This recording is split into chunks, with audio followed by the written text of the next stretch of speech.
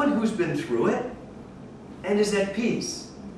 There's someone that you can ask good advice from, okay? It doesn't matter how old they look in the flesh. You know, it's how old are they? So you can ask a question. You can also ask for help. And if there's not a specific person around, you know, all you have to do is say, you know, God, I have a question. I don't understand this. I need some help.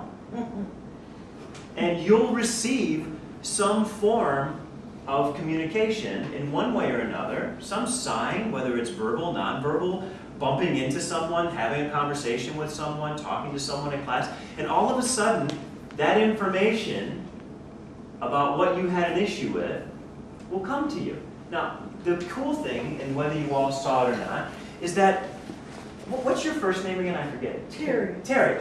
As Terry is talking about her experience and the loss of all her senses, you could immediately see Pam's energy just going, wow. Wow.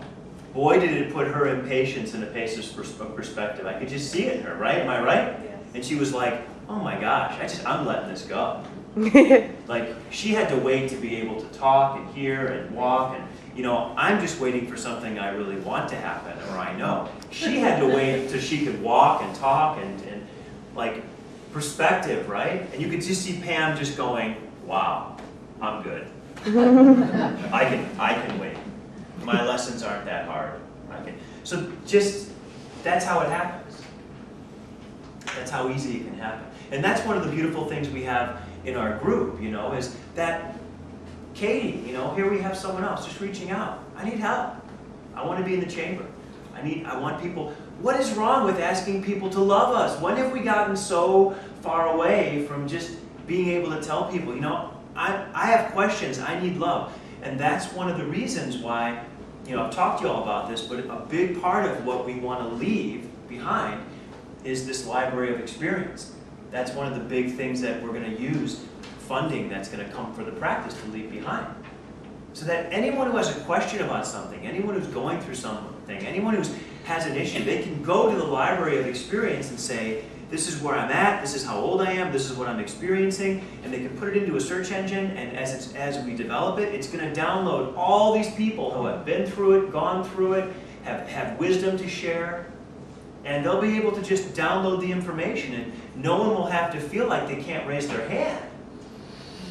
Because how many of us can go through this experience and really say to ourselves that we can go through it alone and we don't need help? And why would there be so many of us going through the same experience if we were meant to go through it alone? You know, creation wouldn't be made this way if we weren't meant to go through it as one unit. So we're the beginning of that experiential library. You know, we're contributing, sharing, and talking about things we've overcome and how we did it and what worked, what didn't work.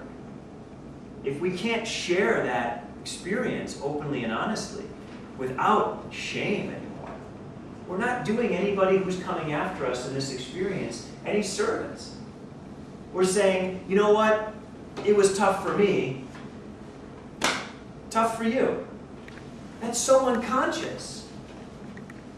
It's so unconscious. And so this new library of experience is really one of the biggest things I have passion about. It's one of the reasons I'm being driven to take this work into such a visible space, because I see what it's done for this group of people and for me, and I see how can this simple experience not be available in a way that everyone can have access to it. You know, that this whole notion of, like, all the wonderful changes that have happened with getting rid of the shame and blame around the addiction pattern and just giving people a level of comfort to say, I have a problem and I need help.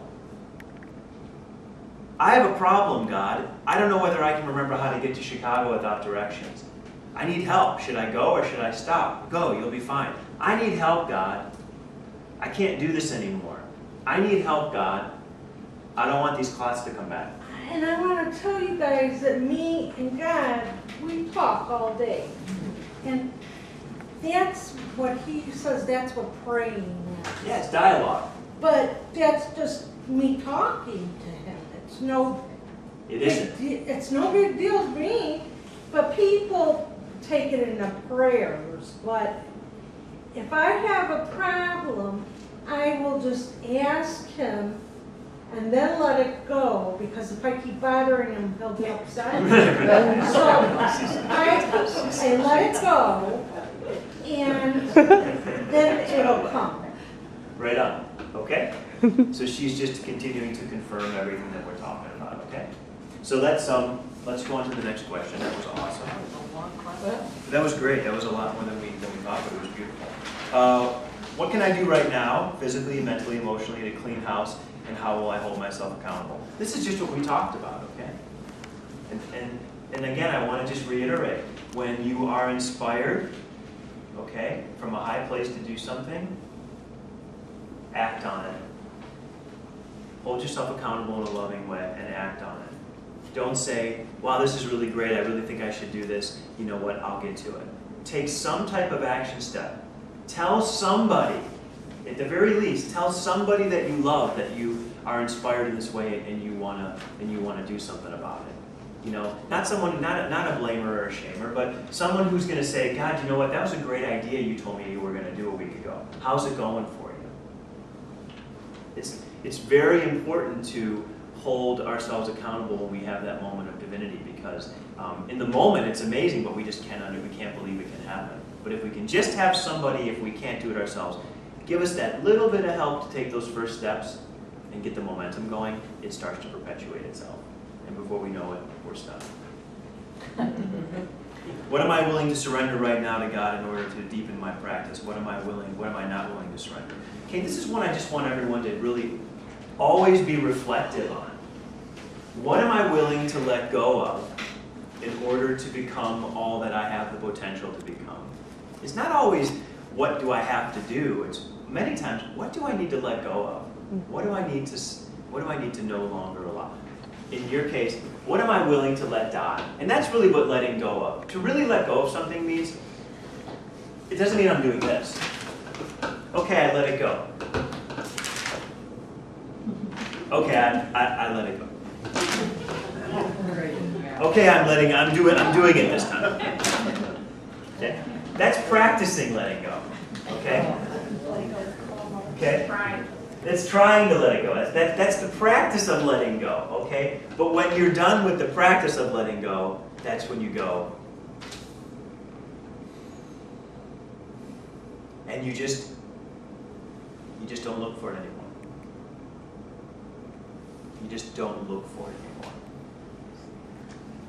And that means you're willing to go on without it. Okay? When you let something go in your heart, it means you're willing to go on without it. You're willing to not just let it go, you're willing to do this and walk away from it. You're not letting it go and then staying in the same place with it, okay? You're doing this.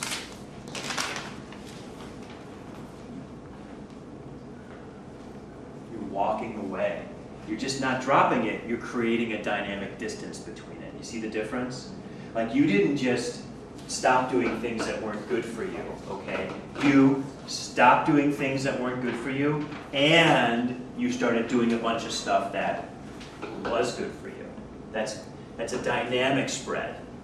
Now, sometimes it's a static. Sometimes you just gotta, stop doing something. But it's really powerful if you can stop doing something and do something that takes you in the opposite direction, and that creates a distance. And then instead of just being here when you let it go, and it's kind of still easy to do it, you've done this.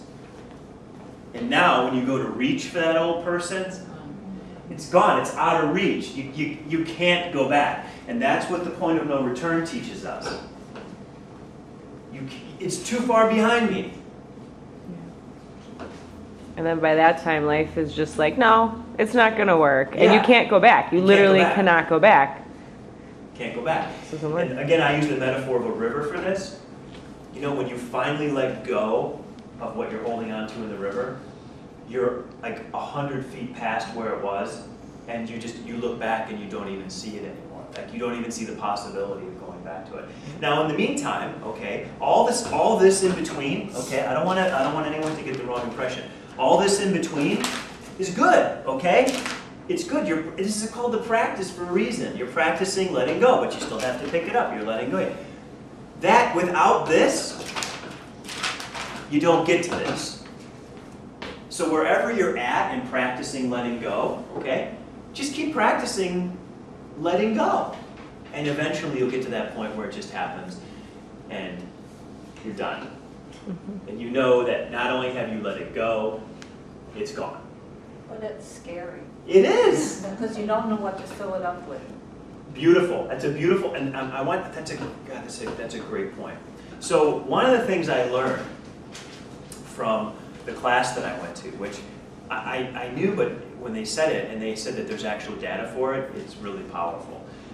That when you let go of something, okay, when you create a void in your life, that void will eventually be filled by something, okay? And so it's very important that when you let go of something that isn't good in your life, that you make your best effort to fill it with something that is, so that it doesn't get filled with something that isn't as good for you, okay? Make your best. So the moments of loss and change, the moments that we make these big transitions, those are really crucial moments to fill our life with as much positive as we can. Because then once that positive fills that space is occupied. And then that occupation carries us forward. Which is, if you look at any treatment of any addiction issue, what do you fill, okay Chaz, what do you fill the space of alcohol with in a meeting? What do you guys give out? And I'm not talking about the social space, just the physical space. When you're taking alcohol away from somebody, what do you guys consume at the meetings at the beginning? Coffee. Coffee. Stimulants. Coffee and sugar, right? And cookies or stuff like that, right? Yeah. Okay. Right? Yeah. It's perfect. They're taking something away, they're giving something. Less destructive than the other one, okay? You're taking someone's alcoholic social structure away, right? And what are you filling it with? Dry people, dry places. Yeah, dry people, dry places. Right. Healthy Yeah, it's just like social. a safe, it's just safety. Like Yeah, a that's safe it. place with people that are trying to do the same thing. That's it. Or have, just like you were talking about before, that have already let go and walked away. And you can see that it's possible to let go and walk away. Okay, so let's really reframe this into even something bigger, all right? When you let go of something you didn't believe you let go of, okay, you're letting go of impossibility. Because you never believed you could let something go that way. So you're letting go of impossible, because you never believed you could do it, really. And now you're finding yourself doing it. That opens up a space for possibility. So when you let go of something that kept you in a place of, it's never going to happen for me, it's never going to go good for me, and all of a sudden the moment happens in your life where you're like, wow, that really did happen for me. Immediately let go of the space of impossibility, embrace a space of possibility in life, and then keep embracing a space of possibility in life. And replace possibility with everything you thought was impossible, okay? Because I'm telling you something, all right? This is the truth. I've talked to many of you about this as you've been in my office and in my life and in my classes. If we are not always willing to let go of impossibility and replace it with possibility, okay, we're never going to truly be able to appreciate the glory of what God is creating all around us. We have no idea what's possible. We have no idea what's possible. We tell ourselves we have an idea of what's possible so we can believe in what's impossible, okay? That's just a silly game. It's a silly game we play with ourselves so we don't get into disappointment and we don't get hurt and we don't. The practice doesn't teach us to have any expectations. The practice teaches us to live every moment to the fullest, be love, be peace, be acceptance. Okay, but don't believe in possibility, don't believe in impossibility. Because we would have once believed it was impossible to sail around the world. We would have once believed it was impossible to put a man on the moon, okay? And what I'm saying from the practice standpoint is, I would have once believed it was impossible to go through complete life and death transition and stay in my body. I would have once believed that I couldn't become someone completely different like I have in my life without leaving my body. And I think that would be true for a lot of you who have gone through major transformations. You normally wouldn't be able to go through such a shift in consciousness in a lifetime without literally leaving your body and beginning a new lifetime. Okay, and what I believe to be true is the gift that God's giving us now, to add on to what she says, is you don't even have to leave your body to go through different lifetimes now. You can, if you just communicate with me and love me and trust me, I can run you up 50 stairs at one lifetime. Oh, When and that's you- what I did. After dying, I was running up, That's right. up, and it's just not going up, it's Yeah. going around. Yeah, it's like a spiral, okay? So she's an example of this, okay? We all are, but she sees it, that when you surrender and you agree and say, okay, thy will be done, thy will be done, all of a sudden, the ability and possibility within you becomes infinite. And that's the benefit of not being you anymore, and instead being it. Because when you realize that you are no longer a who, you are the actual it, manifesting as what you once thought was a who, your ability, your potential, and your possibility immediately becomes unmeasurable. And you are open for amazing and miraculous things to happen within you, around you, period. Okay? So realize that that's what the practice is really taking you to ultimately. When you're one within the one, there is no separation. You are that which is, period. Therefore, what is possible, based on our limited amount of intelligence, all right, beautiful meditation, make sure our brains understand. What is possible, okay, within it? Everything. And you know why I can say everything? Because none of us know enough to know that I'm not right. You want to say, oh, that's not true, but you don't really know that. You're saying it because you're trying to define it in some way. What is really true and possible within the undefinable force of God? Everything, anything. So because you are from that and of that, what is possible for all of you? Anything, everything. Live from that space. I've all told you as an example. I have no idea how I got here. I have no idea how I'm able to convey these messages and do the things that I see happen in front of me every day. I don't have any idea. And the more I try to not have an idea, the bigger and better they become. There is nothing special about me, there is something special about it. And because there's something special about it, there's something special about all of us, because that's what we are.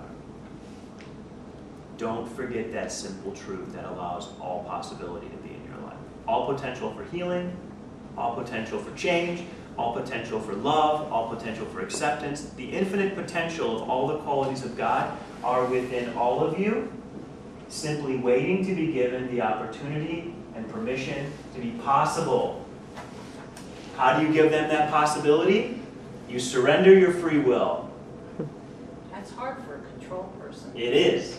That's the But point. I think you're willing to acknowledge that the benefits are way, way worth it, aren't they?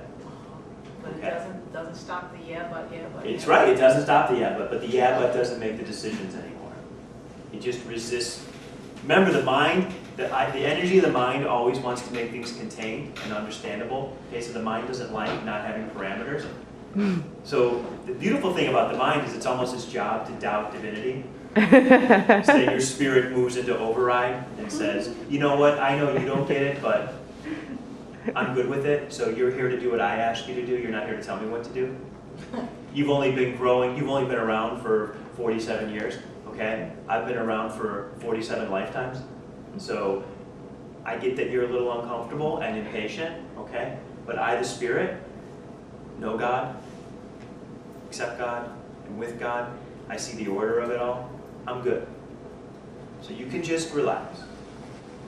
You can be impatient. Doesn't make me impatient. You are not your mind. You are not your mind. Transcend your mind and use your mind as a tool to perform a function like you do your heart, your hands, your legs. Don't give it more control than it deserves. Because when you do, then you become subservient to that. And that is not what you are. This is what you are. You are far greater than what exists between your ears. Okay, we gotta get to the chamber, don't we? Yeah. All right, everybody, let's do it. Let's chamber up. This is it. This is what the classes are turning into. They're starting to develop a flow, a momentum. Things come up, we move with it. You know, it's not like we're doing like student of the week or person of the month. Although that might be kind of fun to do that, like student of the week. So tonight I am going to ask that everyone just really acknowledge Jan. Jan is, I'm claiming that she is a student of the week. Yeah. Congratulations. Anyone who's on Practice Facebook page, she's really been stepping up her game this week. She's really been doing some things that's showing she's really embracing living this process in every moment of her life. And I just want to acknowledge her for that and thank her for that and just say the world's a better place because you're becoming a better person. And not that you weren't good anyway, but you've really gone to another level last week. I mean, stunning. It was going back to the beach. And that was something I used to do all the time, but when you get hung up in work and grandkids and all that stuff. And I made up my mind Saturday night, the first thing Sunday morning, I was going to be down at the beach. And the pictures were taken on my phone, and it just flowed from there the rest of the day. I went onto Pinterest, I did all kinds of stuff. But it was not a pivotal point, a very small pivotal point. But thank you, I accept the designation. And the best thing that she said was that she was walking all over the beach area, and everyone that she saw, she said what? I'd say good morning. And it's amazing how people, you go to Huntington Beach, and especially if you're collecting beach glass, it's meditative. So nobody talks to anybody. And there was one woman who I think was totally surprised that I took the time to say something to her. And she ended up, I asked her what she was collecting, and she was collecting shells and she was collecting rocks. And she, as I walked away, she continued to find beach glass and followed me to give them to me. Wow. So, you know, but it's the whole thing that there are, but that's not unusual for me when I'm being me, That's right. okay? And it is the perfection, so I'll disagree with you on that one. That's allowed. Okay, so That's Katie, allowed. Yeah, it's allowed. So Katie Rose, okay? Katie, we know you're watching us, so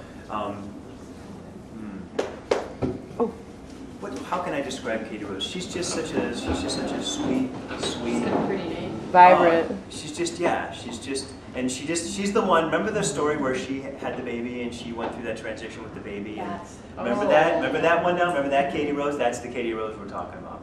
So everyone just bring Katie Rose into your heart, and I'm just going to look into her.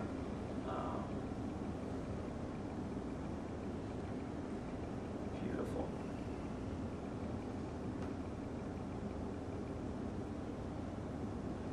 Katie Rose, just stop believing that the most important changes in your life happen because you put a ton of pressure on yourself for them to happen.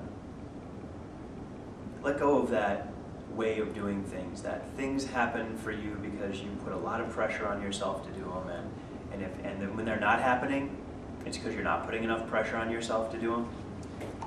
There's a place for accountability and gentle pressure and presence in your life, but I would really like for you to replace pressure with presence. Be a presence around the things that you feel God's calling you to do. Be God's presence. Be the presence of God. Sometimes that means a little bit of pressure, but most of the time when you're using too much pressure, that's ego trying to get something done. And when you just are loving and present with gentle force and motivation, that's it. Whatever happens from that point, happens.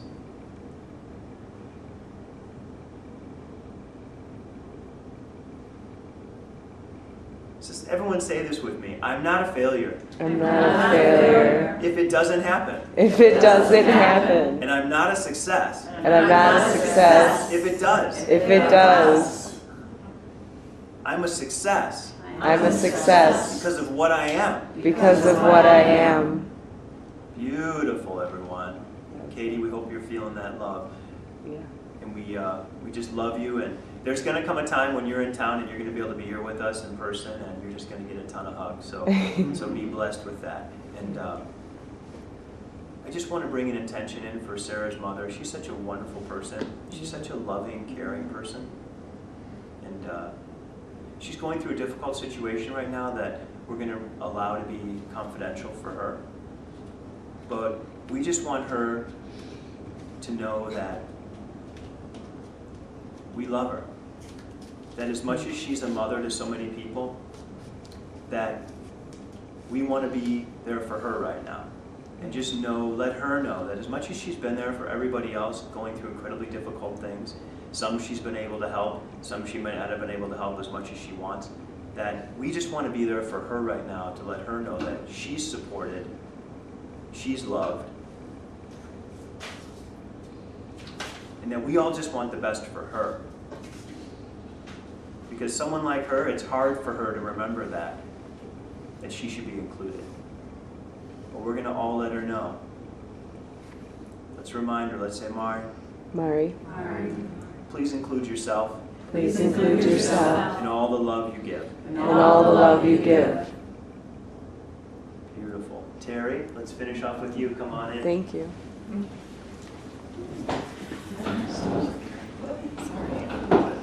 I love all the different flavors of it.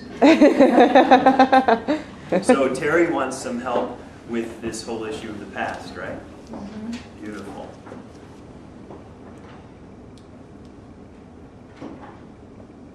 Beautiful. And let's just really help Terry understand that she doesn't need the past to know where she came from anymore. That once you've felt the presence of God in such a real way, you know where you're from. And once you know where you're from, there you go, Terry, you don't need to have the breadcrumb trail of the past anymore. So I'm going to ask you that as you surrendered your life to God and allowed God to give you your purpose and your function, I want you to now trust God with all your memories. I want you to let God take all the memories of the past that you don't need anymore. I want you to let God to take all those books out of your library that you don't need for the classes that you've already passed, because a lot of the past you're holding on to is for classes you've already passed. So if you don't need that information for your classes now and your classes going forward, I want to just ask you to surrender it to God. Beautiful. And just say, God, if I don't need it, take it. That's it. If it isn't going to help me serve you, no, don't apologize. Everyone knows your hands are moving out of love. It's all good. If I don't need it, get it out of my head. If I don't need it, if it's not helping me finish my purpose with you, I don't want to carry that book bag around anymore. I don't want all those books. If I'm not studying it, it's not going to help me or somebody else. I don't want it. There we go. So we're just letting everything in your past no longer be anything that brings you back to a space, and letting what's in your past only be what continues to move you forward into a space. No longer a liability, only an asset. Everyone, we wish our past We wish our past to only be an asset to only be an in asset our forward development, in our forward development, never a hindrance never a hindrance or a liability. or a liability. There you go. Beautiful. Well, everybody, just another amazing, amazing class. Yes. Thank you for being Thank here, everybody. you. If you weren't here, I wouldn't have a reason to be here, so thanks for being here. Nor would we. God bless. Yeah, Thank you. God bless. Have a great day, everybody. We'll see you next week. Don't forget, next week is the Italian. Tickets will be sold prior to the class.